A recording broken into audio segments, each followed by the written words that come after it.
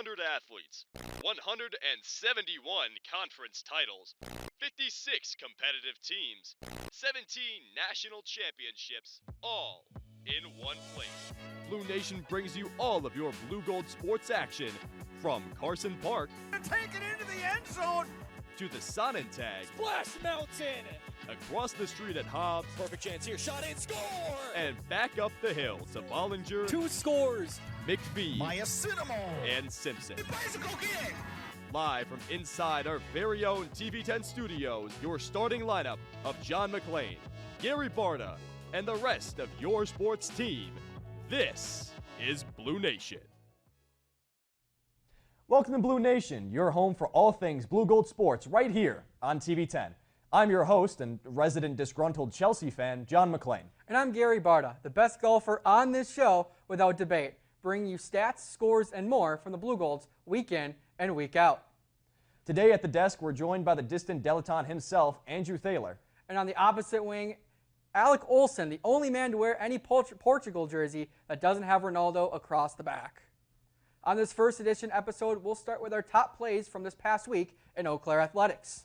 Then, 2025 Collegiate Rugby All-Stars Luke Pugh and Andrew Boucher join us in studio to talk about Blugold Rugby. Finally, we'll close with another national rugby weapon, Kala Dexheimer, to recap their recent home cup win, as well as what the rest of the spring season holds. We'll start with the main man to my right, Alex, straight from the ice at Hobbs with some women's ice hockey action. Mr. Olsen, what's your pick from this weekend? Yeah, John. Lots of conference tourney action as both the women's and men's side advanced to the respective O'Brien and Commissioner Cup finals this weekend. In Game 2, the Lady Golds handled the Pointers at home on Saturday with a true offensive masterclass. One of those 8 scores was the first score of Jana Lesch's solo strike to break an early 1-1 deadlock to give UW-EC some momentum. The freshman from Bloomington's debut goal was joined with another by Laura Ballinger within just 2 minutes to propel the blue and gold back out in front, as the barrage of pucks found the back of the net as play proceeded throughout the night. After a 4-0 handling on Friday in Game 1, an 8-piece combo was to follow Saturday night, with the final tally ending at 8-2 after all 3 frames. The back-to-back blowouts put Eau Claire in the championship game this weekend against the defending national champs River Falls at their place on Saturday the 8th. Puck drop is set for 2 p.m. at Hunt Arena. And you talk about coincidences, both the men's and hockey teams are playing both Stevens Point this weekend, so crazy coincidence to talk about, but we'll stop there. From the ice to the track, the WIAC Championships were this past weekend at Skyward Fieldhouse in Stevens Point as the Blue Golds traveled east for competition. Both the men's and women's sides were frequent flyers on the podium, but one of the most notable winners was freshman pole vaulter Johnny Bosch, taking home the title in his first ever collegiate championship. The first-year man cleared 5.06 meters, or 16 foot 7 1/4 inch in freedom units on his first attempt. This vault is also now UW-EC's new indoor school record, breaking the 3-year-old record previously set by Abraham Schrodel at 5 meters even. The men's side finished 4th on the weekend, while the women were runners-up, while the Eagles of Lacrosse swept both team titles. One more meet stands between them and Nationals, with a last-chance qualifier tilt back down at the conference champs' house this Saturday, March 8th at 1 p.m. And again, the WIAC, we talk about it all the time. It's the SEC of the North, especially on the track. But coming back to the ice, Gary, what do we got there? Yeah, skating back to the ice, the men's team were thwarted 5-1 in Game 2 of the WIAC semifinals in the Pointers' house last Saturday. But what's March without a little overtime magic in our beloved tournament season? After the game ended, per conference rules, the series entered a minigame, which went to not 1, not 2, but 3 overtimes before Kyle Alexiuk called curtains by striking nylon in the 6th frame of play. The game went well past midnight for what's believed to be the longest contest of the year, as the Blue Golds win the war of attrition. The line ends there for the Pointers, which is something that hasn't happened to them in 11 years. I mean, the last time this happened, John Legend was giving all of himself to the top of the charts, and Pharrell Williams was a room without a roof. However, the matchup will mirror the women's side, as Hobbs will now play host to the Falcons, who kicked the Yellow Jackets' nest out of the tournament to give Eau Claire a home bid. And I mean, the hockey team, they haven't made the national tournament in a while. They made it in 2020, but it was canceled. They weren't able to play. It would be a big opportunity if they get a win here against the Falcons. Certainly. And Andrew, what do you got for us on our final top play of the week? Well, checking into the hardwood for the final time this season, the Blugolds put up a valiant fight against one of the top teams in the nation in the Lacrosse Eagles this previous Wednesday down at Mitchell Hall.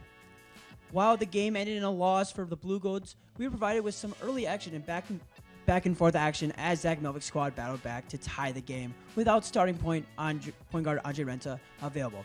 The main playmakers in Carter Hutchka and Michael Casper stepped up to fill his shoes, but ultimately fell short on the scoreboard. The loss last Wednesday was the nail in the coffin for what has been very promising season for the first-year head coach from UW Green Bay, as this is the best record the team has had since the 2016-17 campaign, finishing at 17-10. Lacrosse has earned a bid to the tournament, however, as they set to face Greenville in the first round of the Big Dance. And when you talk about that, yes, I know that B-roll was from an earlier game with Eau Claire and Lacrosse, but JT Gritzmacher, the head coach of Lacrosse, had everything stricken from the WIAC network, so we are a little behind on that. So that's probably why you see the Sonnentag instead of Mitchell Hall. But when we come back, we have our club sports spotlight with men's and women's rugby right here in studio. Don't go anywhere. You're watching Blue Nation. Did you read the instructions before doing this? No, I never do. I think with it stating desk. I didn't bring water or anything. I was gonna bring milk. I forgot. Another competitor has entered the stage. This wasn't planned at all. Don't miss out on the fun. Tune into Handful on My TV 10. Welcome back to Blue Nation, where we have our first two guests on the show here tonight. Both are 2025 National Rugby All-Stars, none other than All-American number 8 Luke Pugh and Mr. President himself, Andrew Boucher. Luke, Andrew, thank you for joining us on the show tonight and coming into the studio. We'll just go right ahead, jump in at some of these questions. I'll bounce them between you guys, answer together, or I'll say if these are individual questions. Starting with Mr. Pugh here on the end. Growing up in Stoughton, playing both football and lacrosse in high school, was it always your plan to come play rugby here at Eau Claire, or was your path looking a little different at the start? Yeah, just a little different. I first started out playing football at Carroll University in Waukesha. Ended up coming here, transferring in my sophomore year, and me and my buddy Layton, who I live with now, decided we want to try out some sort of club sport, and we had competitive nature to us. So ended up finding rugby, got recruited by a few of the guys on the team, including Andrew, and rest is history. Yeah, and going back to Andrew, also playing football at Mounds View, right outside the Twin Cities, playing lineman, and starting for the Crispy Sox softball squad. Has that translated at all to the rugby pitch, and what has led your athletic future to rugby as well? Well, I think a lot can be attributed to the Crispy Sox. I'm manager of the team going into my 7th year as manager. Only 2 years with rugby president experience, so that leadership history has helped the team in the past. So football definitely helps coming in, coming from a physical background. Wrestling too, I wrestled in high school. So any sports like that translate well to the rugby pitch. Have the winning ways translated from the Sox over to the team as well, or vice versa? Of course, I think we feed off each other's culture. There's a lot of guys on the ECRFC team with Crispy Sox hats, and a lot of guys are big fans of rugby on the Crispy Sox too. Winning culture for sure. Yeah. Now shifting from the past to the present a little bit, coming into rugby as a freshman, what was like that welcome to college rugby moment, whether that was a big hit in a game, coming into a practice, talking to a guy, what was that first experience like? You go first. For me, I think it's just going out there and playing. You don't really know how to play rugby until you play rugby. No one grows up watching it. No one grows up playing it.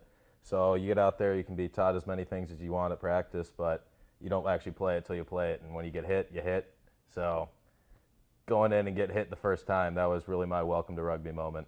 I think I speak for a lot of the guys, especially guys coming from football. Like, not a lot of us being like linemen and D tackles or playing defense. Like, not a lot of us know how to handle the ball when we first got it. So get that ball, and sometimes you get that first tackle and you're like, dang, I'm actually getting tackled now. But get used to it. We've learned by playing and obviously gotten pretty good at it.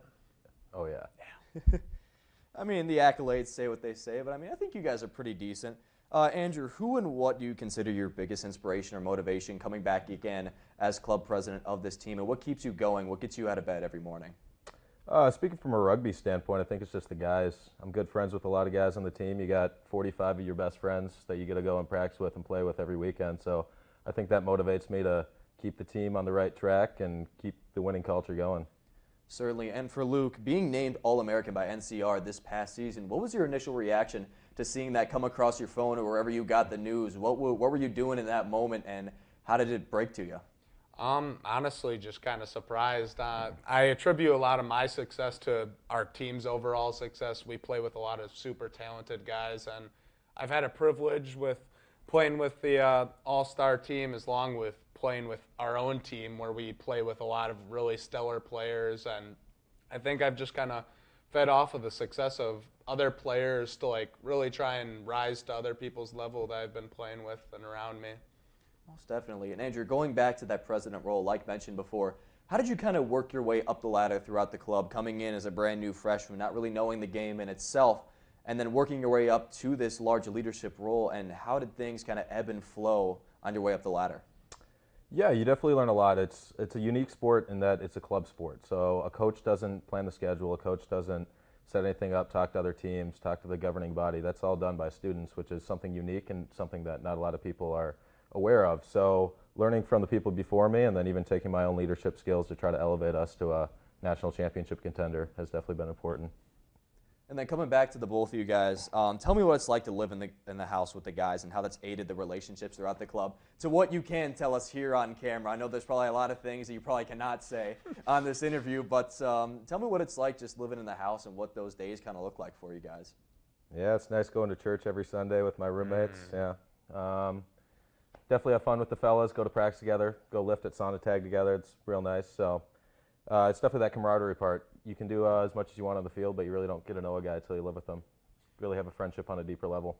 Yeah, I think absolutely, like, guys are over on weeknights, on weekends, like, just going to hang out with the guys, and I think that attributes to a lot of our success with how tight-knit our team's grown off the field. Kind of brings our chemistry up on the field like you kind of expect.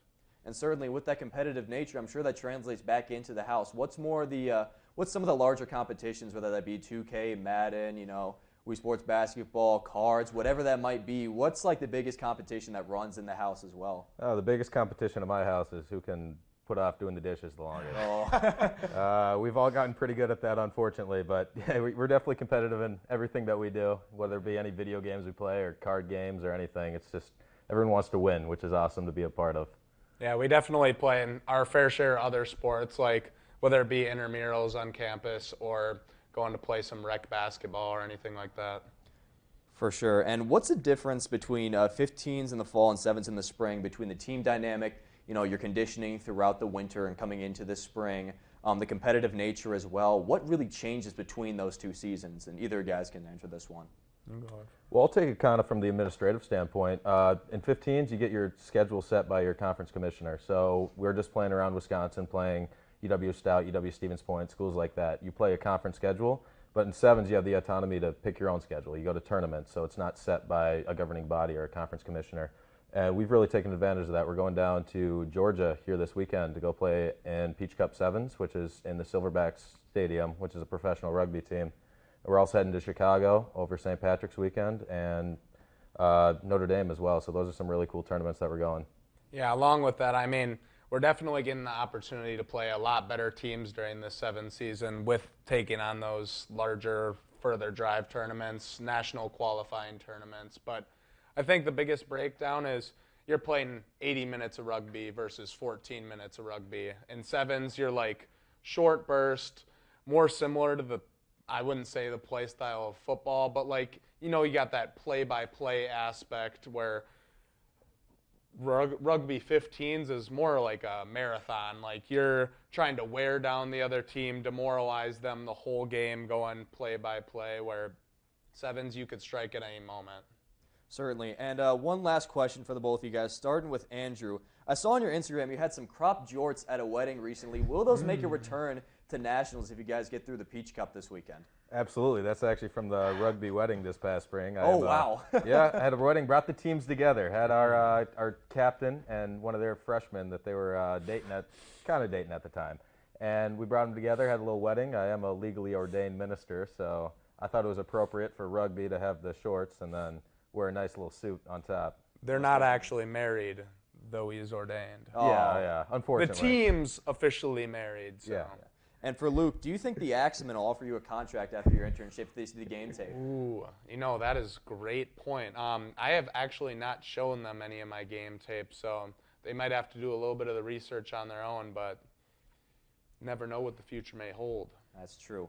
Well, that's all we have from the men's side, but after this message from home screen, we'll be joined in studio by women's rugby All-American Kala Drexheimer. Stay tuned in. You're watching Blue Nation on TV 10. Hi, I'm Leo, and I host Home Screen at TV 10. Every other week, I bring you the best gaming content, reviews, news, and video game clips. If you're a gamer, this show is made for you. Tune in at mytv10.uwec.edu or on our YouTube channel, UW-EC TV 10. Ladies and gentlemen, it's rare to have two programs of national caliber at one university. However, that's just how the Golds roll. Fresh off a national title last spring, All-American bid this past season, and home cup win this past weekend, the one and only Kala Drexheimer. Kala, thank you for coming in tonight to talk sevens this time of year with us. Yeah, thanks for having me. So we'll just go ahead and jump right in. Just got a couple of questions for you. Starting off, growing up in River Falls, running cross country, and actually committing to run at Colorado Springs in cross country for about 3 semesters, and coming to Eau Claire after a major change. Was this always in the cards for you, coming to Eau Claire after Colorado Springs, or transferring in general and leaving cross country behind, or were those two things pretty exclusive, or things that just kind of came with the wind? No, definitely not. I actually came to Eau Claire to run on the cross country team as well. And I was walking around at Bob one day, and Lauren Lawson, an alumni of ours, came up and said, "You should join rugby." And I signed up for the team, came to practice, and I've loved it, so stuck with it. Awesome. Now, going into your kind of first stages in rugby, what was kind of your welcome to college rugby moment, whether that be in a game, in a practice, your sort of first interactions? What was kind of the wake-up call, like, oh, I'm here and I'm competing now? My first game, we drove up to Michigan Tech, and it was raining, and it was all covered in mud, the pitch was. And I remember getting subbed in and be like, oh, I have to get hit by these girls now. Okay. And it was a great experience. I met so many people on that trip, and it's awesome. Coming down the pipeline about 3 years later now, what's one thing that keeps you getting out of bed every morning, going to practice and giving it your all? What's someone or something that's kind of your biggest motivating factor in coming back to this team? All of the freshmen that have continued to show up for rugby. I mean, we keep getting more and more every single year, and just being able to coach them and see them how they progress and everything. I mean, I graduated last semester, but I'm coming back as a grad student because I just love the team atmosphere. So. Yeah, and then kind of walk me through these past couple of years, now, from being a new freshman, now 3 national titles, 2 All-American nods, if I'm not mistaken, and countless tournament wins in the trophy cabinet. What's kind of helped you work your way up the ladder, and what are some of those experiences been like? Well, we have really great coaches. They have such great rugby knowledge, always pushing us. We have just a really great team atmosphere, just team bonding outside of practice, working out together at Sonotag, at McPhee, and just pushing each other to be our best. And we've got really great alumni who showed us the way. I mean, we have Abby Jacobs, who just committed to play for the Gemini, which is the new WR league in the United States. That's awesome. Well, coming back to those 3 national titles, we have one on the back right here in our background. I believe this is the 2022 one. Yeah. Out of those 3 titles these past year, which one has felt the most special to you? If you had to pick one, what's one that's been the most memorable, or one that's probably going to leave the most long-lasting impression on you and the team? Definitely that sevens national tournament that we won last year. We beat Roger Williams, and we did not think we were going to beat them. We lost to them the first year we ever went to sevens, and it was crazy. They beat us by so much. So just being able to come back and have a go at it again, it was really cool to see the growth that our team had. Yeah, certainly. That's why you play the game. And then kind of the same question I had with Luke as well. And then receiving the news that you were, again, another All-American this past season, talk me through where you were and how that even came about, and how you heard the news that you were an All-American once again. I was sitting in my stats class, and I just got a notification on my phone, and I was like, wow, okay, I don't really know what this means. But yeah, it was really cool, and then just a really nice honor to have. And then how's the team dynamic changed over these past couple of seasons between the 15s and 7s, and through your experience in the program as a whole? How has that kind of changed and adapted through different people coming in and out of the program, different alumni interacting, and how the coaches have also adapted with that as well? I mean, we grew our team from the year I joined. They said that the year before me they had maybe 5 girls, and now we've grown to about 20 up to 30, even up to 35. So it's just the growth of our team. And I mean, we've got such a deep team and we can fill these roster spots. And with sevens, we have multiple teams that we're bringing to tournaments, which is awesome. And the alumni have really shaped our team. We've got so many past alumni that were All-Americans. And they've continued their rugby experience as well. That's amazing. Amazing to hear. And coming into the spring, what's a goal or a couple of them that you or the team have really been focusing on, whether that be in training, in your general team meetings, what the coaches have really been emphasizing with this squad in particular in this 7 seasons? What has kind of been the largest talking point going into the rest of these tournaments? Definitely just teamwork, just working. We've got a couple new people coming in, a couple new faces on our A-side roster, and so just kind of like getting that team chemistry back. We want to make it back to sevens nationals, obviously.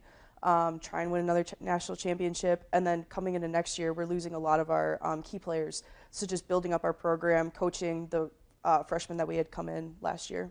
And I guess if you weren't in rugby or here at UW-Eau Claire after transferring out of Colorado Springs, where do you think you would have been university-wise or even sport-wise right after? I think I still would have been here, but I probably would have continued running. But rugby, I just love the culture, so glad I joined.